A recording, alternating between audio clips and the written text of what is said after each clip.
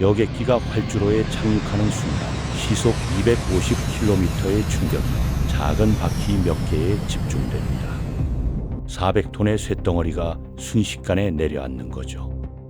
바퀴는 마찰열로 200도가 넘게 달아오르고 타이어 한 개당 수십 톤의 압력이 가해집니다.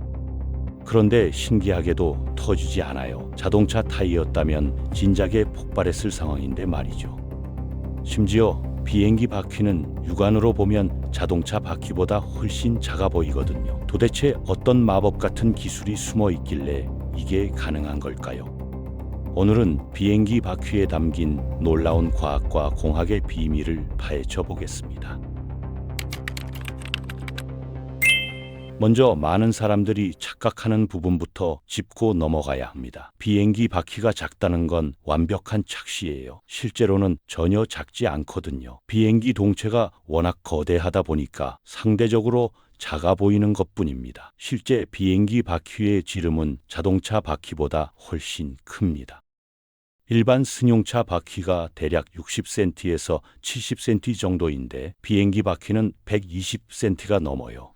거의 2배 크기죠. 성인 남성의 키만큼 크다고 보면 됩니다. 크기만 큰 게 아닙니다. 개수도 자동차와는 비교할 수 없을 정도로 많아요. 자동차는 바퀴가 4개지만 비행기는 기종에 따라 다르지만 적게는 6개에서 많게는 20개가 넘게 달려 있습니다. 보잉 777은 14개, 에어버스 A80은 22개의 바퀴를 장착하고 있죠. 이렇게 바퀴가 많은 이유는 간단합니다. 무게를 분산시키기 위해서거든요.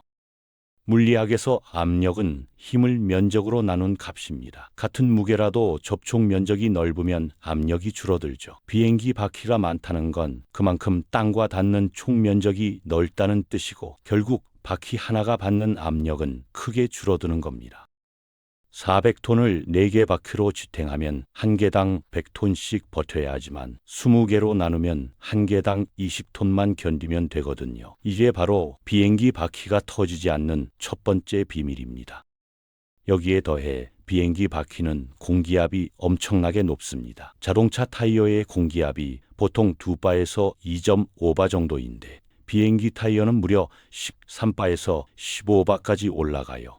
5배에서 7배 정도 높은 셈이죠. 공기압이 높다는 건 타이어 내부에서 바깥쪽으로 미는 힘이 세다는 뜻입니다. 그래서 큰 하중이 가해져도 찌그러지지 않고 원래 모양을 유지할 수 있는 거예요. 마치 팽팽하게 부푼 풍선이 물렁한 풍선보다 훨씬 단단한 것과 같은 원리입니다. 그런데 공기압만 높다고 해서 문제가 해결되는 건 아닙니다. 착륙할 때 발생하는 마찰열이 정말 어마어마하거든요. 비행기가 활주로에 닿는 순간 바퀴는 정지 상태에서 갑자기 시속 250km로 회전하기 시작합니다. 이 과정에서 타이어 표면과 활주로 사이에 엄청난 마찰이 생기고 그 에너지가 열로 바뀌면서 온도가 급격히 올라가죠. 측정 결과를 보면 착륙 직후 타이어 표면 온도가 200도에서 250도까지 치솟는다고 합니다. 물이 끓는 온도가 100도라는 걸 생각하면 얼마나 뜨거운지 감이 오시죠. 프라이팬에서 고기를 구울 수 있는 온도예요. 일반 자동차 타이어였다면 진작에 녹아내렸을 겁니다. 그래서 비행기 타이어는 특수 재질로 만들어집니다. 고무에 특수 화학 첨가제를 섞어서 내열성을 극대화한 거예요.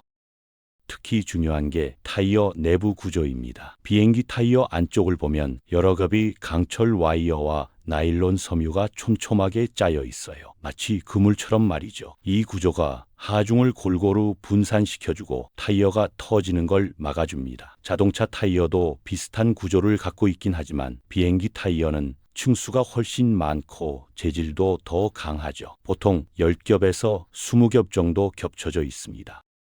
또 하나 중요한 게 바퀴 위쪽에 달린 완충 장치입니다. 랜딩 기어라고 부르는 이 장치는 착륙 충격을 흡수하는 역할을 하거든요. 내부에 유압 실린더와 스프링 그리고 질소가스가 들어있어요. 비행기가 착륙하면 이 장치가 쿠션처럼 작동하면서 충격을 줄여줍니다. 마치 자동차 서스펜션의 강화 버전이라고 보면 됩니다. 유압 시스템은 특히 정교하게 설계되어 있습니다. 실린더 안에 오일이 채워져 있고 충격이 가해지면 오일이 작은 구멍을 통과하면서 천천히 이동하죠. 이 과정에서 운동 에너지가 열 에너지로 바뀌면서 충격이 흡수되는 겁니다. 동시에 질소 가스가 압축되었다가 다시 팽창하면서 스프링 역할을 하고요. 이 두 가지가 결합되어 강력한 완충 효과를 만들어냅니다. 실제로 착륙 순간을 천천히 재생해서 보면 랜딩 기어가 크게 압축되었다가 서서히 원래 위치로 돌아오는 걸 확인할 수 있어요. 보통 30cm에서 50cm 정도 압축됩니다. 이게 없었다면 착륙 충격이 그대로 동체에 전달되어서 기체 구조가 손상되거나 승객들이 큰 충격을 받았을 겁니다. 완충 장치 덕분에 우리가 비교적 부드럽게 착륙을 경험할 수 있는 거죠. 비행기 타이어의 수명도 흥미로운 부분입니다. 자동차 타이어는 보통 5만 킬로미터에서 8만 킬로미터 정도 사용하잖아요. 그런데 비행기 타이어는 거리가 아니라 착륙 횟수로 수명을 계산합니다. 평균적으로 200회에서 300회 착륙하면 교체해야 하거든요. 생각보다 짧죠. 이유는 간단합니다. 착륙할 때마다 엄청난 스트레스를 받기 때문이에요. 그래서 항공사들은 타이어 상태를 굉장히 면밀하게 체크합니다. 매 비행 후에 유관 검사를 하고 일정 횟수마다 정밀 검사를 실시하죠. 마모 정도, 균열 여부, 공기압 등을 꼼꼼히 확인합니다. 조금이라도 이상이 발견되면 즉시 교체하고요. 안전이 최우선이니까요. 실제로 대형 항공사는 하루에도 수십 개의 타이어를 교체한다고 합니다. 타이어 교체 과정도 까다롭습니다. 전문 기술자가 특수 장비를 사용해서 작업하는데 한 개를 교체하는 데만 몇 시간이 걸려요. 무게도 엄청나거든요. 대형 여객기 타이어 한 개가 100kg이 넘습니다. 게다가 장착 후에는 균형 테스트도 해야 하고 공기압도 정확하게 맞춰야 하죠. 조금이라도 불균형하면 착륙할 때 진동이 생기거든요. 재미있는 건 비행기 타이어에는 트레드 패턴이 거의 없다는 겁니다. 자동차 타이어를 보면 홈이 파여 있잖아요. 빗물을 배출하고 접지력을 높이기 위해서죠.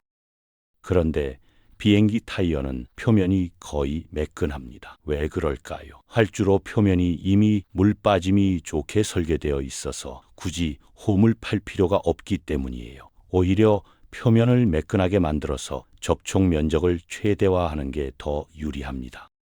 또 비행기는 이착륙할 때만 바퀴를 사용하거든요. 비행 중에는 바퀴를 동체 안으로 접어넣어서 공기 저항을 줄이죠. 자동차처럼 계속 굴러다니는 게 아니라서 트레드가 많이 필요하지 않은 겁니다. 대신 착륙 순간에 극한 상황을 견뎌내는데 모든 설계가 집중되어 있어요. 그래서 타이어 표면은 매끈하지만 고무 재질은 자동차 타이어보다 훨씬 단단하고 질깁니다.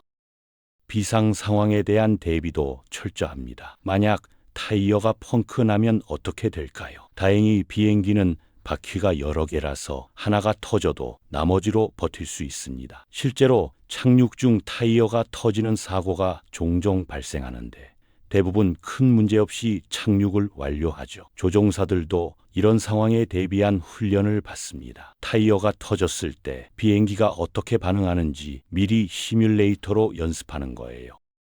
더 극단적인 경우도 대비되어 있어요. 만약 랜딩 기어 자체가 고장나서 바퀴를 내릴 수 없다면 어떻게 할까요? 이럴 때는 동체 착륙을 시도합니다. 활주로에 거품을 뿌려서 마찰을 줄이고 비행기 배 부분으로 미끄러지듯 착륙하는 거죠. 물론 최후의 수단이고 실제로는 거의 일어나지 않지만 이런 절차도 다 마련되어 있습니다. 활주로 설계도 비행기 바퀴와 밀접한 관계가 있습니다. 활주로 표면은 특수 콘크리트나 아스팔트로 만들어지는데 일반 도로보다 훨씬 두껍고 단단해요. 두께가 보통 50cm에서 80cm도 됩니다. 그리고 표면에 미세한 홈을 만들어서 마찰력을 높이죠. 비가 올 때도 미끄러지지 않도록 배수 시스템도 잘 갖춰져 있고요. 비행기가 착륙할 때 활주로에 남기는 타이어 자국도 주기적으로 제거해야 합니다. 착륙할 때마다 타이어가 다르면서 고무가루가 활주로에 쌓이거든요. 이게 쌓이면 마찰력이 떨어져서 위험해집니다. 그래서 공항에서는 특수 청소 차량으로 활주로를 주기적으로 깨끗하게 유지하죠. 보통 밤 시간대에 운항이 없을 때 청소 작업을 진행합니다. 비행기 바퀴 기술은 계속 발전하고 있습니다. 최근에는 더 가볍고 강한 재질을 연구 중이에요. 무게를 줄이면 연료 효율이 올라가니까요. 타이어 무게만 10% 줄여도 연간 수백만 달러의 연료비를 절감할 수 있다고 합니다. 그래서 항공기 제조사들이 엄청난 투자를 하고 있죠. 탄소 섬유나 신소재 고무 같은 걸 실험하고 있어요. 센서 기술도 적용되고 있습니다. 타이어 내부에 압력 센서와 온도 센서를 장착해서 실시간으로 상태를 모니터링하는 거예요. 이상 징후가 감지되면 조종석에 즉시 알림이 가고 지상 관제소에도 데이터가 전송됩니다. 이렇게 하면 사고를 예방할 수 있을 뿐만 아니라 타이어 교체 시기도 정확하게 예측할 수 있죠. 예를 들어 공기압이 조금씩 떨어지고 있다면 미리 점검할 수 있는 겁니다. 친환경 타이어 개발도 진행 중입니다. 기존 타이어는 석유에서 추출한 합성 고무를 주로 사용하는데 이걸 식물성 재료로 대체하려는 시도가 있어요. 성능은 유지하면서 환경 부담은 줄이는 거죠. 아직 실용화까지는 시간이 걸리겠지만 연구는 활발하게 이루어지고 있습니다. 천연 고무나 재활용 소재를 활용하는 방법도 검토되고 있고요. 타이어 제조 과정도 까다롭습니다. 비행기 타이어는 일반 공장이 아니라 특수시설에서 만들어져요. 각 층을 하나씩 쌓아가며 제작하는데 한 개 만드는데 며칠이 걸립니다. 그리고 완성된 타이어는 엄격한 품질 검사를 거치죠. 엑스레이 촬영으로 내부 결함을 확인하고 실제로 무게를 실어서 내구성 테스트도 합니다. 불량품이 하나라도 나가면 큰 사고로 이어질 수 있으니까요. 가격도 만만치 않습니다. 비행기 타이어 한 개 가격이 수백만 원에서 1,000만 원까지 나가요. 대형 여객기는 바퀴가 20개 정도니까 전부 교체하면 억 단위 비용이 들어가는 셈이죠. 그래서 항공사들은 타이어 관리를 굉장히 중요하게 생각합니다. 조금이라도 수명을 연장하려고 노력하고요. 흥미로운 건 비행기 바퀴에도 브레이크 시스템이 있다는 겁니다. 자동차처럼 디스크 브레이크가 장착되어 있는데 크기가 어마어마해요. 지름이 60cm에서 80cm 정도 됩니다. 착륙 후 활주로에서 감속할 때 이 브레이크가 작동하는데 엄청난 열이 발생합니다. 그래서 브레이크 디스크도 특수 재질로 만들어지죠. 탄소 섬유나 세라믹 복합 소재를 사용해서 고온에서도 견딜 수 있게 설계되어 있습니다. 브레이크를 과도하게 사용하면 디스크가 붉게 달아오르는 걸 볼 수 있어요. 심할 때는 불이 날 정도로 뜨거워집니다. 그래서 비행기에는 냉각 시스템도 갖춰져 있죠. 착륙 후 일정 시간 동안 브레이크를 식히는 절차가 있고 급한 경우에는 소방 차량이 와서 물을 뿌리기도 합니다. 군용기나 화물기는 또 다른 특징이 있습니다. 민간 여객기보다 더 열악한 환경에서 운용되는 경우가 많거든요. 비포장 활주로나 눈 덮인 곳에 착륙할 수도 있어요. 그래서 타이어 트레드가 더 깊고 고무도 더 질깁니다. 어떤 군용 수송기는 바퀴 개수가 30개가 넘는 것도 있죠. 또 특수한 상황을 위한 바퀴도 있습니다. 남극 기지에 보급품을 실어 나르는 비행기는 스키 형태의 착륙 장치를 사용해요. 얼음 위에서도 안전하게 착륙할 수 있도록 설계된 거죠. 수상 비행기는 아예 바퀴 대신 플로트를 달고 물 위에 착륙합니다. 용도에 따라 착륙 장치도 다양하게 진화한 겁니다. 결국 비행기 바퀴가 무거운 기체를 견딜 수 있는 건 단순히 크기나 개수 때문만은 아닙니다. 고압 공기압, 특수 재질, 정교한 내부 구조, 강력한 완충 장치, 정밀한 브레이크 시스템, 그리고 철저한 관리 체계가 모두 결합된 결과거든요. 수십 년간 축적된 항공공학의 노하우가 작은 바퀴 하나에 집약되어 있는 겁니다.